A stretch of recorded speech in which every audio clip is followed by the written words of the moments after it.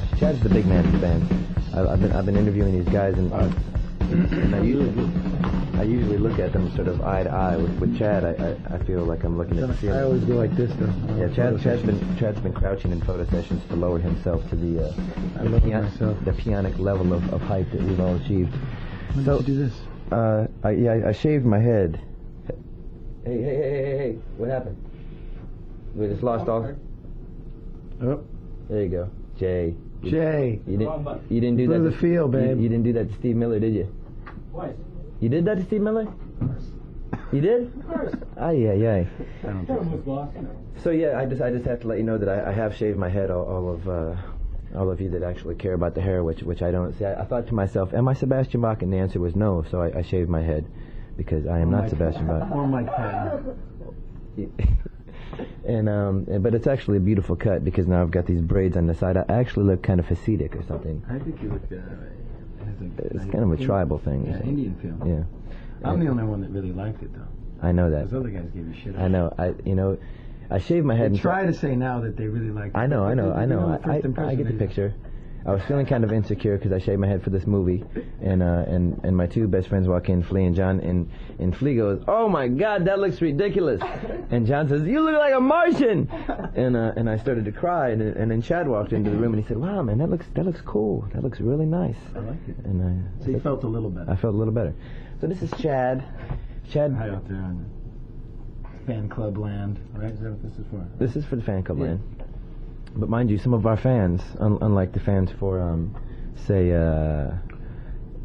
Bon Jovi, these fans are actually quite intelligent. I've been sitting on my toilet reading these fan letters that they send, and I'm amazed at the literacy and the creative articulation of these fans. Am I right? Yes, you're absolutely right. I'm so right. These letters are absolutely entertaining.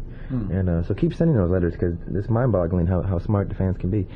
And so Chad, like a lot of people here in Hollywood, is from Detroit. He comes from Detroit, and he came here a few years back with his girlfriend Gina Marducci, who is most famous for the Marducci moment, as far as I know. So there's this. Well, you know about the moment firsthand, though. I've heard. Not first. Well, one time I was with John. Well, I was with you, right? Yeah. And we went over to Chad's house. We were looking for Chad because we had to get him for some reason, and he lives right up the street from me on Orange Drive. And I knocked on the door to the upstairs apartment, and nobody answered, and so I let myself in. And I didn't really hear loud noises or anything, so I started walking around the apartment, and I walked towards the direction of the bedroom, and the bedroom door was open. And Chad was on top of Gina. Gina's a skinny little Italian girl with red hair, and Chad's a big guy. What, are you Irish? What are you, Irish? Like Heinz 57 or something. But you're Irish. I'm very Irish. He's Irish.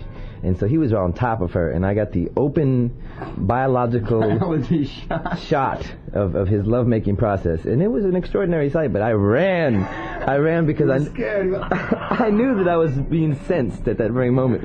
And I didn't like this, and I said, somebody... I didn't know you. Did you hear something? I didn't know you that well at the time, and I didn't know what your reaction to a situation like that would be. So I come to the door, because I knew I heard something. I come to the door, and John's down the hall cracking up. He like must have ran his ass off. And I come to the door, and I like put on some shorts, and I got like about a half staff going and everything. Yeah, well, I need that coat that you borrowed from me. Okay, I'll see you later. Okay. Is that what I was? I was getting something like a. Maybe it was like Chinese golf clubs or something. I don't know, something like that. Right. Anyway, it was. That was a good moment. It was pretty funny. I know you told about that moment before on the stage, and did that really happen to you? Fuck, I can't believe it. No, it's all a lie. No, just another example of rigorous honesty, really. Yes. So Chad mentioned a half staff earlier. I know you could probably imagine what a half staff is.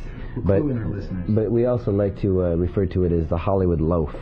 Just if you're looking for a new word in your vocabulary to describe what is commonly known as a half staff, you might refer to it as a Hollywood loaf. Then you can feel like you know us or something. You've been hanging out. You've been picking up our personal dialects. Our lingo. So Chad is a very athletic guy. He plays a lot of sports. He drives a Harley Davidson. He's one of those macho men driving around Hollywood. He's got the Harley. I know a few things about Chad. One thing I know about Chad is he's very adept at everything, and I do mean everything. Chad's the kind of guy where you do about 4 or 5 events with him, and you realize that he kicks your butt in everything, and then you say, well, what about this? What about this game over here? And he says, no, I never really learned that one, and so you kind of snicker to yourself, say, I'm gonna kick his ass in this one, and then you go over there and you play that game or sport with him, and he ends up beating you 50-0 in about 3 minutes. No, you're exaggerating. No, he's one of those guys that you went to school with like that. You can remember that guy who was just always great at everything. And I think this was probably the first time when we went water skiing at one time. John's dad took us out. And he said, Chad, you water ski before? I said, well, yeah, I've skied a couple times, And they're, all right, so everybody else goes, and they're kind of on 2 skis and flopping around. We're having a great time and everything. And okay. And I got up there, and I'm like on a 1 ski, and I'm going out.